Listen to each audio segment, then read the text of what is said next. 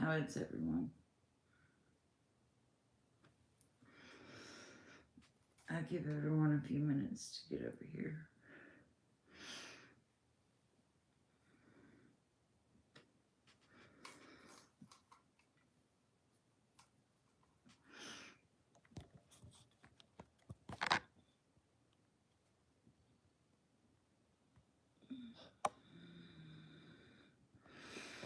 If everyone's even, or if anyone's even interested in hearing it this morning, may not be anybody who's even interested. Good morning, Blue and Gold. How are you?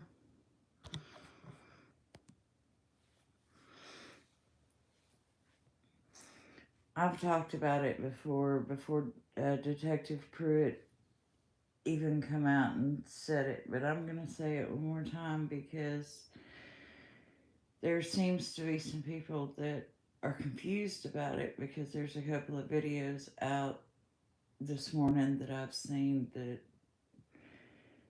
offers some confusion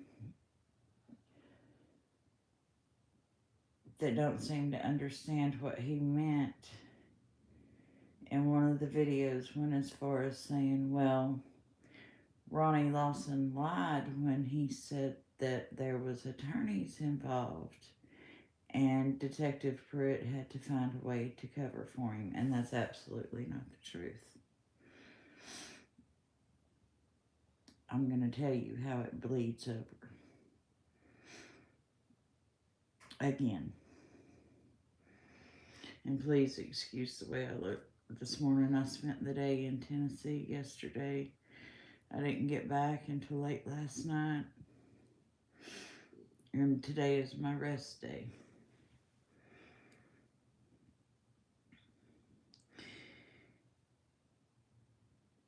And there's 6 of y'all in here. That's plenty for me. I don't need a big audience. Y'all know that because, well, 6 is plenty.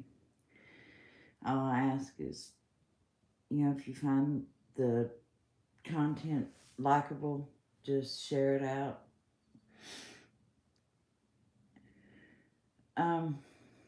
Anyone that has ever had any dealings with DHR or CPS knows that guardians ad litem are placed within the case for the children.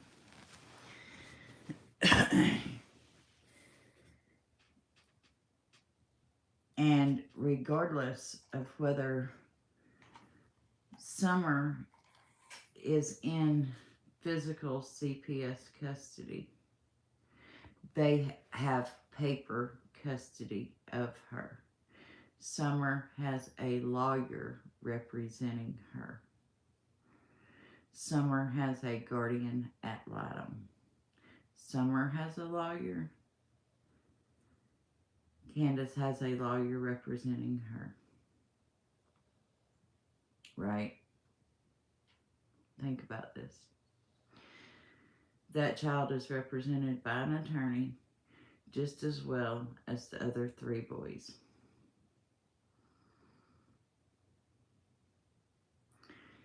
Candace's lawyer represents her about those children. If those boys have said something, or if Candace has confided in her lawyer about anything, and that lawyer says, well, it is in your best interest not to speak to law enforcement about any of these children, because it could mean neglect charges, it could mean further child abuse charges outside of CPS. Guess what? Candace is going to bolt down, and Candace is not going to speak to law enforcement regarding any of those children, including Summer. And that's how it bleeds over to the case. Now, go back also about 5 weeks, maybe 6 weeks, to the last search when they was searching on fields.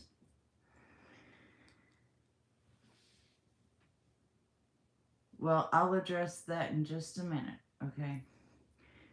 But when they were searching on fields, Candace was doing a live when she found out that the search was taking place. And she went off and she said, well, nobody informed me of the search. And she was just livid.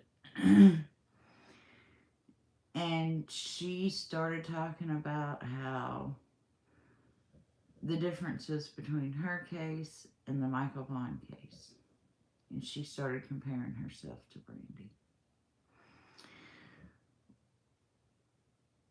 Well, that was just, well, let me back up again. Then her and Benny seemed to have a small falling out. And then Ronnie Lawson goes live with the news station and says that they have a lawyer representing them. 2 days after that, Benny goes live bragging about how he is their attorney. So what I think happened also is that Benny made a call to Ronnie Lawson and said, hey, look, if y'all can't start informing her of when you do searches, then she'll just hire an attorney. And I think Benny kind of represented himself as an attorney to Ronnie Lawson, because Benny has done this before, just like when Brian Enton was coming into town, he threatened and he bullied and he refused to even let him speak to Brian Enton and controlled the case. Well, I think some phone calls was made there to Ronnie Lawson. And then the next thing you know, after Candace is comparing herself to Brandy Neal in the Monkey Vaughn case, Tim Mullen actually reaches out to Brandy Neal and the Michael Vaughn case, and he offers his services there. Now, it is no big surprise, and I have said this before, Tim Mullen is associated with a law firm, and I am so tired of saying this. He is retired, but the people that he is associated with is not.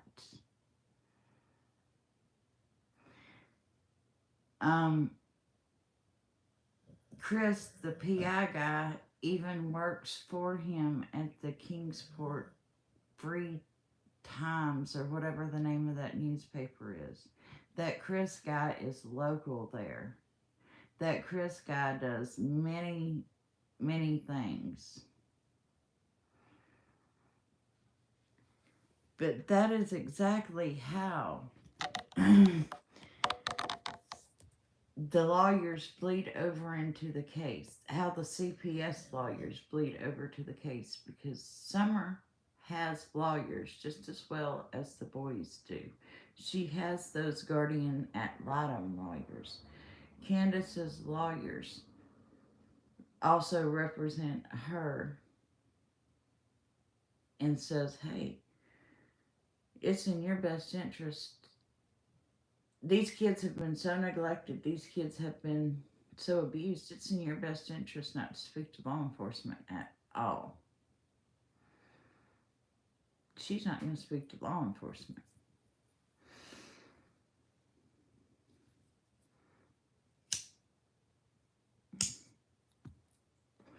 And that's how the cases are going to tie together. That's how the attorneys tie together. But Benny Keys, if I can, and if the live is still up, I will go back and find that live where he is saying that he also represents the Wells as a self-appointed attorney. And anybody can represent somebody, whether they're any good at it or not. They don't have to be licensed, just like you can represent yourself in court. You don't have to be licensed at it. You don't have to be any good at it. And most people usually go to jail when they do. But he stated in that live, and I think that he may have went and got a notary license, because if you go back and listen to a video that I posted a few days ago that says Ziggy and the NDA, and it's talking about how when he gave full, he says Ziggy is the only one that can use this live without transforming it. And Ziggy was the only one that was given permission to run Benny's stuff without transforming any of it, and she could run it live right off of his about the telephone. I said, well, that's because Ziggy is the only one left with an NDA that has not pissed him off yet in the Wells case. Well, when you go back to that video where Ziggy has signed that NDA, somebody says in her live, well, yeah, she signed it, but we don't know how legal it is because Benny done it. Well, if Benny is the one getting these people to sign that NDA, then he has some sort of notary seal. You're right, Prairie Justice. But a notary seal does not make an attorney.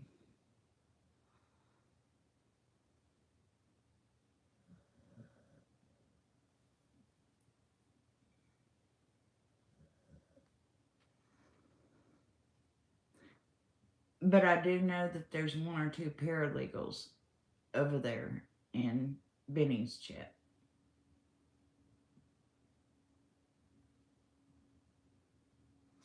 Did you hear what I just said, Wondering Hearts? There's a couple of paralegals over there in Benny's chat.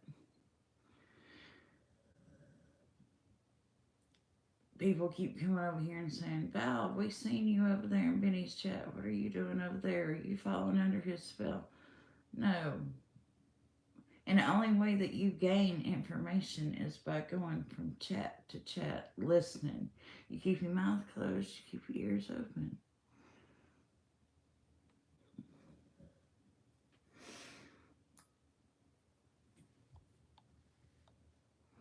And besides that, I'm grown. I can go to whomever's person's chat that I want to go to.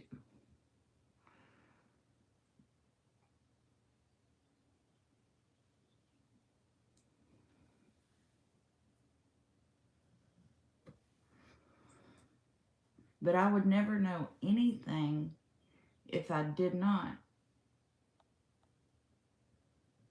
go to other people's chats. But I also do a whole lot of reading off YouTube. I also do a whole lot of researching off of YouTube. I do not rely just on information that I find on YouTube.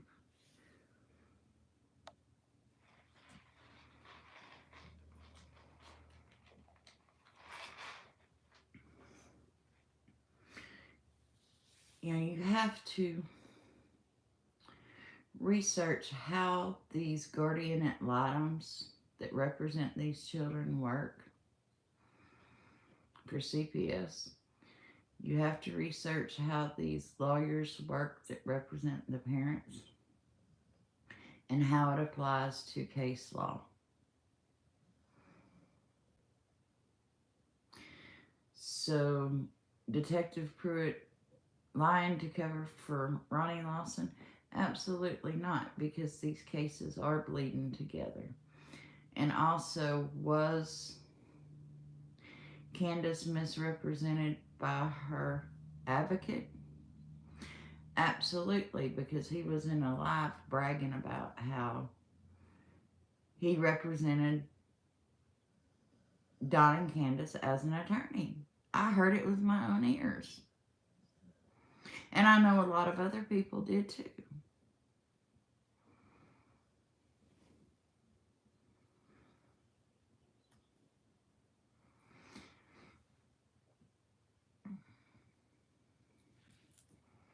So why it's even in question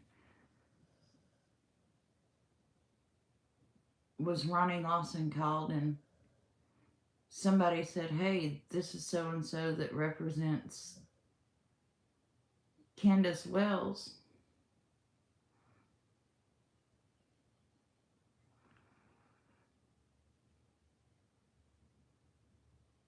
That's not Ronnie Lawson's fault.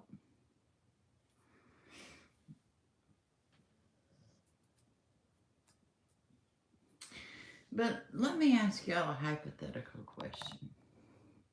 And this is just a hypothetical question. If you were a detective or an agent,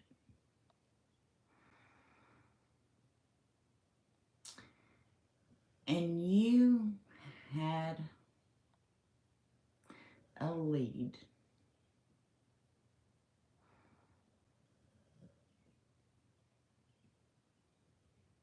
and somebody told you that they may know where this child was at, and this child was in, or any child, let's put it this way, not this specific child, okay? Any child that come from this situation. And this child was in a much, much better home, a much, much better environment. Would you, A, choose to ignore the lead and leave the child in that much, much better home and environment? Or B, follow the law and bring the child back to the situation and risk it going back to an abusive home or into CPS custody and into a life of unknown? What would you choose for that child?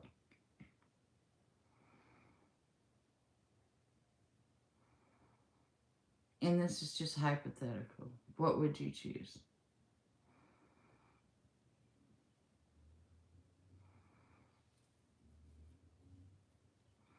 A or B?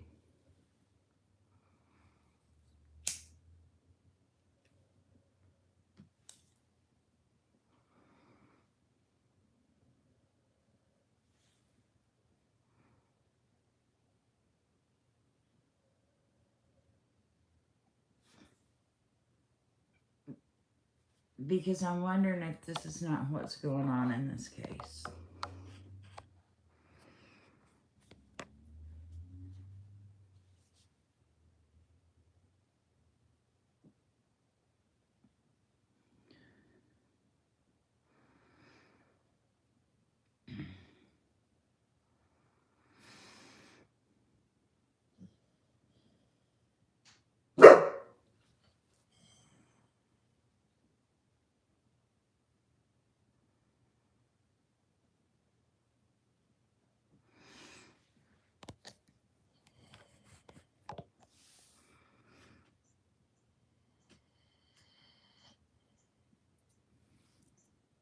It is a great hypothetical.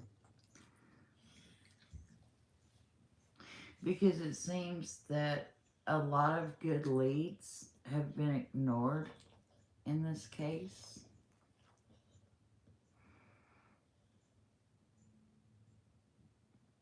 And I do realize that they get a lot of silly leads. And I do realize that they are getting a lot of calls over and over and over about the same thing because of YouTube. Like, I know that they probably received 200 calls about Donald Will's phone call or phone from the United States and